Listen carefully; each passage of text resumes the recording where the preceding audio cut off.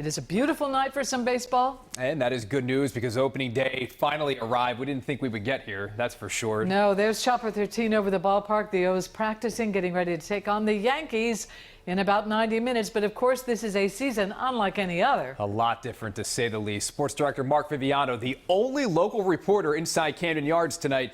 He has more on what we can expect.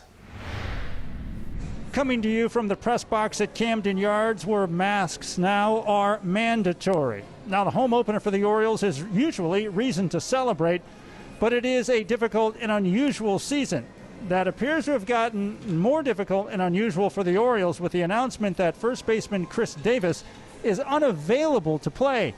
Manager Brandon Hyde made that announcement and added he cannot say why Chris Davis is unavailable to play, which certainly leads to concern in a season in which Major League Baseball is playing through a pandemic.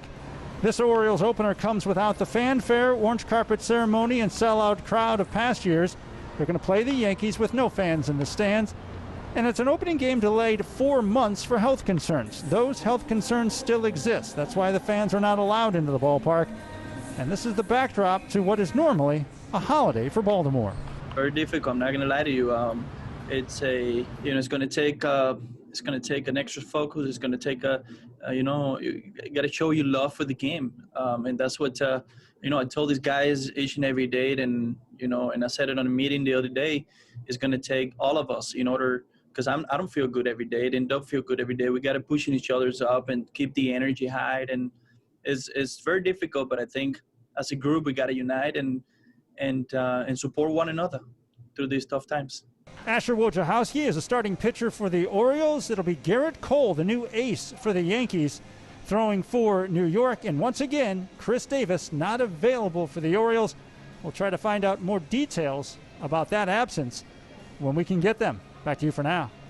Yeah, that is interesting for sure. Mark, thank you. Now, as you mentioned, this season is much different, especially with no fans in the stands. Yeah, Kelsey Kushner joins us now with how fans are feeling tonight, if there are any around you at all, Kelsey.